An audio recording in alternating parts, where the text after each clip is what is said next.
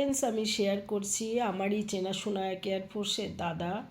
প্রায় আজকে 20 বছর আগেকার কথা বলছি। উনি হঠাৎ করে অজ্ঞান হয়ে যাচ্ছিলেন বারবার চাকরিতে থাকাকালীনই। তো তারপরে আমাদের ওখানে দিল্লির আরআরে উনি ভর্তি ছিলেন, আরআর দিল্লির সেনা হসপিটাল। সেখানে তার ব্রেনের একটা স্ক্যান হয় বা এমআরআই কিছু একটা হয়।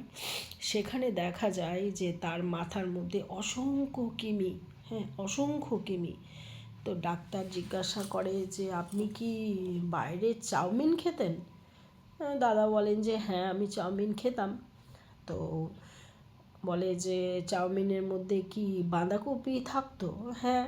তা আমি এ বিষয়ে অ্যালার্ট করতে চাই যে বাড়িতে যদি আপনারা বাঁধাকপি বানান, সবার আগে বাঁধাকপিকে নুন দিয়ে একটু ভিজিয়ে রাখবেন। বাঁধাকপির পকোড়া করলে গরম জলে ভাপিয়ে, অল্প গরম জলে ডুবিয়ে তারপর করুন, কারণ এর পোকা সাংঘাতিক, ব্রেনে গেলে ব্রেন খারাপ করে দেয়।